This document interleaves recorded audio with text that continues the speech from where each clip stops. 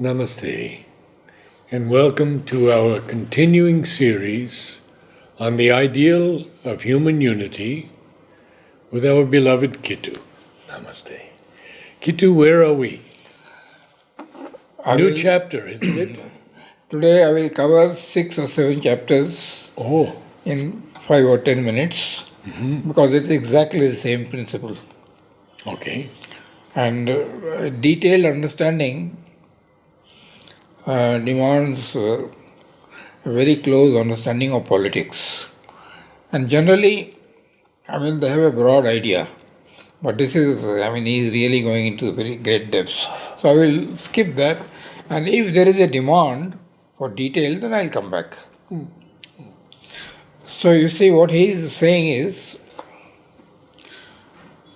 that world unity is inevitable because nature herself has decided that world unity will come about. It can happen by two ways. Either by a psychological change leading towards spirituality, but even if a psychological change takes place, starts taking place, it will move gradually towards that higher goal. Or the second one is by crashing circumstances. These are mother's words, that either you change or crashing circumstances will compel you to change. Now, since the psychological change has not yet taken place and world unity has to come about, there is a movement now by reason, by the power of reason, to bring about this world unity. Because we have become so interdependent, whatever is happening in Somalia, in Libya, and the Pacific Ocean, the Chinese Sea, nobody can just say that I'm not bothered.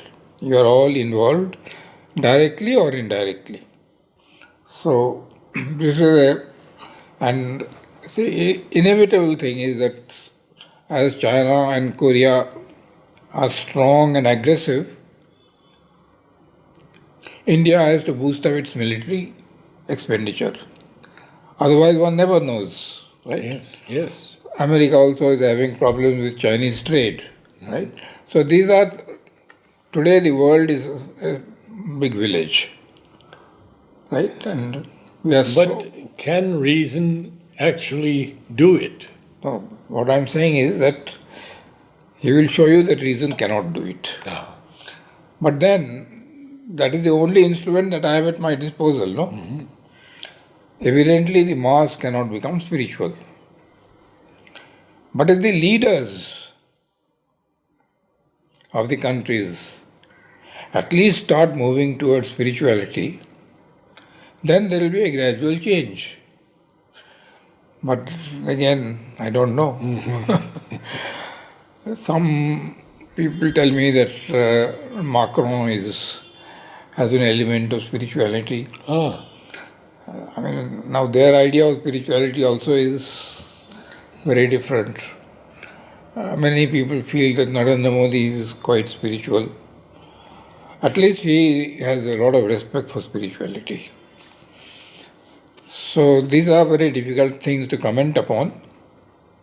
So mankind is going to use reason too, and whenever he uses reason, the inevitable first step is centralization of power. If power is diffused, people are free, but organization and unity suffer.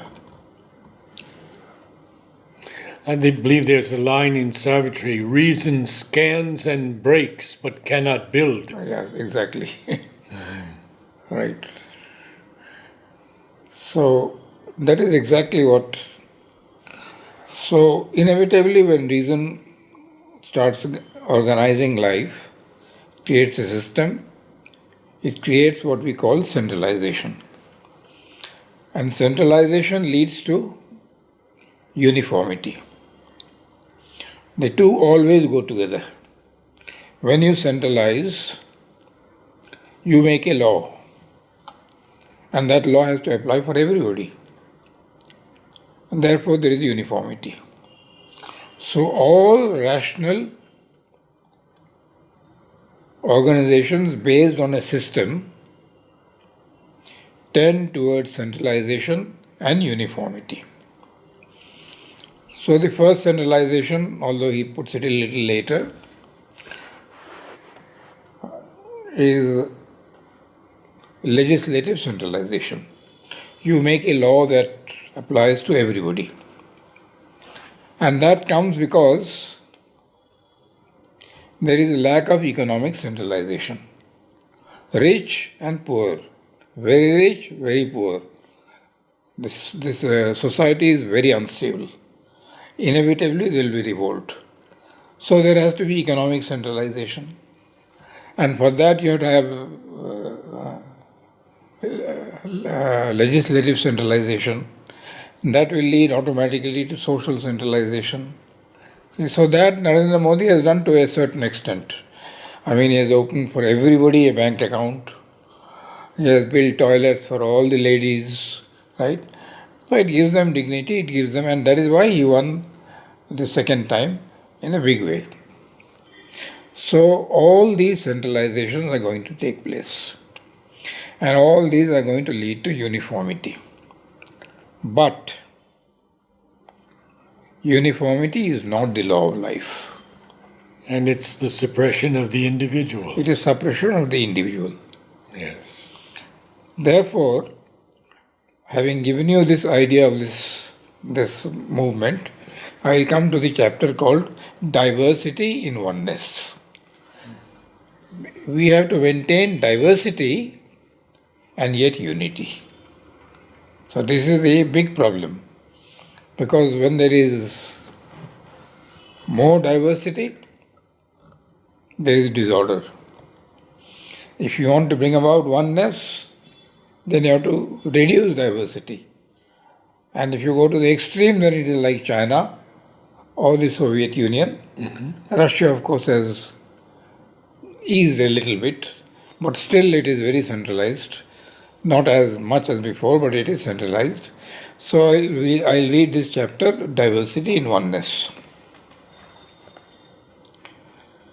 It is essential to keep constantly in view the fundamental powers and realities of life if we are not to be betrayed by the arbitrary rule of the logical reason and its attachment to the rigorous and limiting idea into experiments which, however convenient in practice and however captivating to a Unitarian and symmetrical thought, may well destroy the vigor and impoverish the roots of life. Clear, no? For that which is perfect and satisfying to the system of the logical reason may yet ignore the truths of life and the living needs of the race. Unity is an idea which is not at all arbitrary or unreal, for unity is the very basis of existence. The oneness that is secretly at the foundation of all things, the evolving spirit in nature is moved to realize consciously at the top. Clear? I'll read it again. The oneness that is secretly at the foundation of all things, the evolving spirit in nature is moved to realize consciously at the top. Because with evolution comes diversity and difference, and very often clash. But ultimately, we have to realize that unity at the top, which is there at the bottom. Because as he says, all men are fundamentally one, and yet all men are different. Yes. Right? So these two things, so now what is fundamentally one here has to be made fundamentally one there. That is the whole difficulty. So unity the race moves towards and must one day realize. And that must is because nature itself is wanting it. But uniformity is not the law of life. Life exists by diversity. It insists that every group, every being shall be, even while one with all the rest in its universality, yet by some principle or ordered detail of variation, unique. So this is very important, right? Yes. While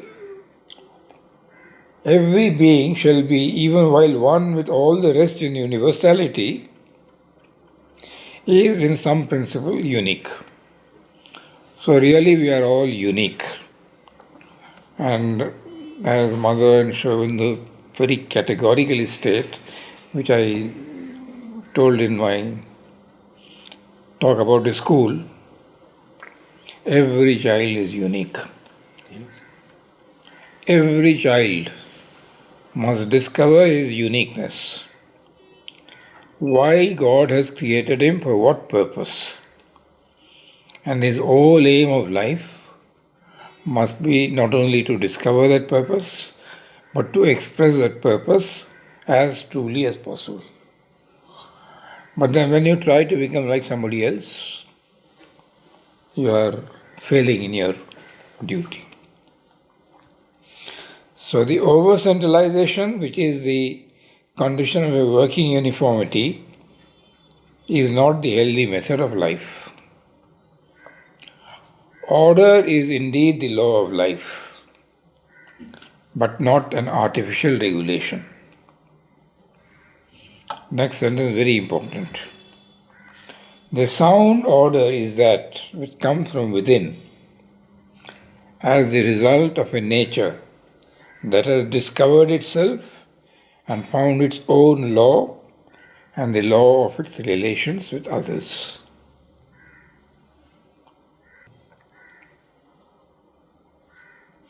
The sound order is that which comes from within as the result of a nature that has discovered itself and found its own law and the law of its relationship with others. So order will come. Now order is imposed all the time. I'll speak to you about the school. Because Mother has spoken about this completely. So order has to come from within, right? And only then is there a secure order. Otherwise, when there is imposed discipline upon you, you are not acting true to yourself. And when you are not true to yourself, sooner or later, you will tend to break. And there will be disorder. Break the laws, break the rules, and etc. All this we have done, experimented in detail in our school. And today we have struck a certain balance. So, therefore, the truest order is that which is founded on the greatest possible liberty. So, you see, they are almost opposites. And in the political system, when there is more liberty, it is called democracy. When there is more stress on order, it is called socialism. Most nations have tried to balance it. I think in America there is more liberty, tending to become socialist gradually. In China and the other countries, it is absolutely more order, compulsory order, right? Whether you like it or not. And today in North China, Xinjiang, there are hundreds and thousands of Muslims there. The Chinese authorities are going there and saying that first shave your beard, remove your burqa for the ladies. Then convert to communism. Say that Allah doesn't exist. And if you do not do that, we will compel you. We will either torture you or we'll kill you.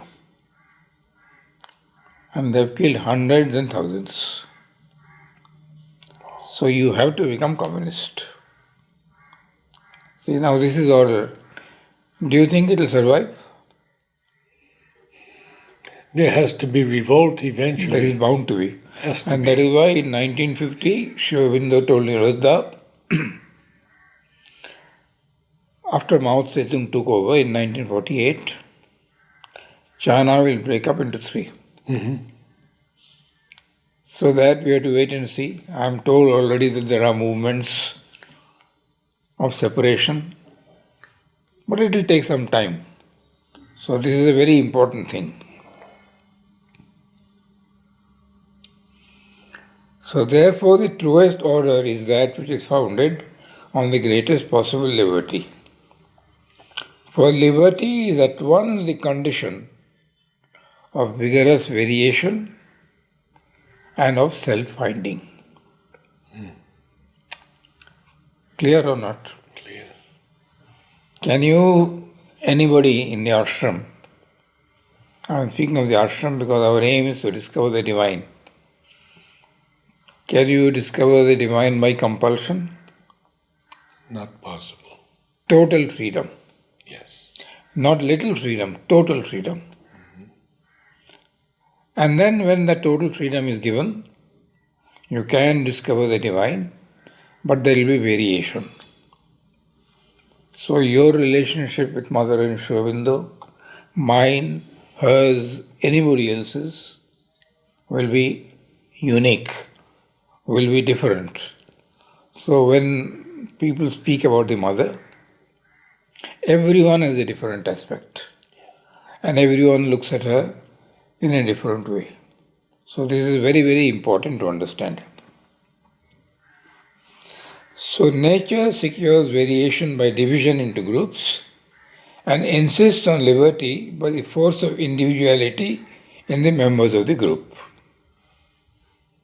Therefore, the unity of the human race to be entirely sound and in consonance with the deepest laws of life must be founded on free groupings, and the free groupings must be again the natural association of free individuals.